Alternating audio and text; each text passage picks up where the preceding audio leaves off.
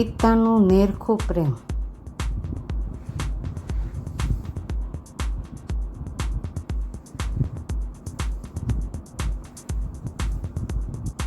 પ્રસ્તાવના. કહેવાય છે કે માતા પ્રેમ બતાવે છે અને પિતા પ્રેમ છુપાવે છે. ઘણીવાર આપણને એમ લાગે છે કે પિતા વહાલ નથી કરતા, પણ તેમના ચૂપચાપ ત્યાગની પાછળ છુપાયેલું પ્રેમ એટલું ઊંડું હોય છે કે શબ્દોમાં ન સમજાય. આજે એવી એક વાર્તા એક એવા પિતાની જેમણે પોતાના સંતાન માટે આખું જીવન ઊંઘી ગયા. વાર્તા.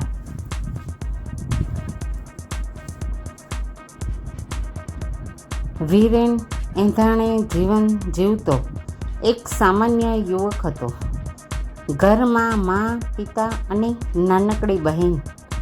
પિતા કંચનભાઈ એક નાની દુકાન ચલાવતા.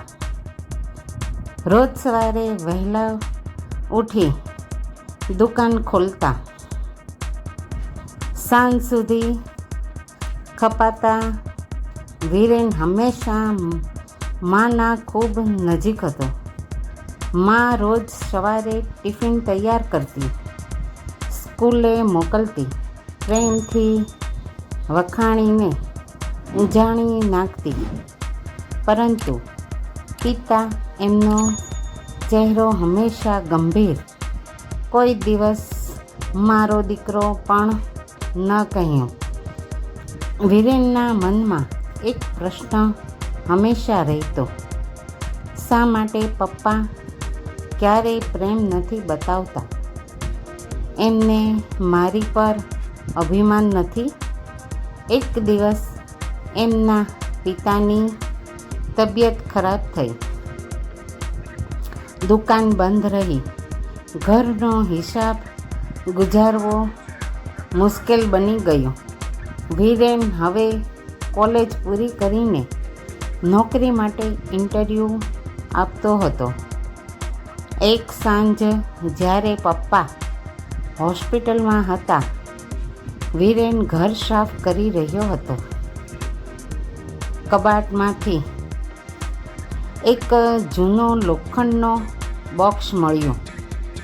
અંદર નાની નાની પત્રિકાઓ, દિવસોની નોંધપોથી અને એક નોટબુક હતી.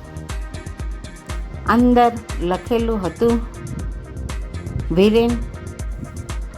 વીરેન માટે દર મહિને 500 રૂપિયા બચાવું છું. એને મોટી સ્કૂલ મોકલવી છે. આજે એને નવો શર્ટ જોઈતો હતો, પણ પૈસા નહોતા, એટલે જૂના શર્ટનું જ બટન લગાડી દીધું. વીરેન મોટી નોકરી કરે એ જ મારું સપનું છે, પણ એ મને પ્રેમ ભરેલું પપ્પા બોલે એ સપનામાં નથી લખ્યું. એ તો બસ દિલમાં છે. એ પાનાઓથી વીરેનની આંખો ભીની થઈ ગઈ. વર્ષો સુધી જે પ્રેમ શોધતો હતો એ પાનામાં છુપાયેલો હતો. આજ વીરેન એક મોટી કંપનીમાં મેનેજર છે. રોજ સવારે ઓફિસ જતા પહેલાં પિતાને એક વાર કહે છે, પપ્પા, તમારું સપનું હું જીવું છું. આજે તો કહું છું, તમારો મારા પરનો પ્રેમ દ્રશ્ય ન હતો, પણ આખું જીવન હતું.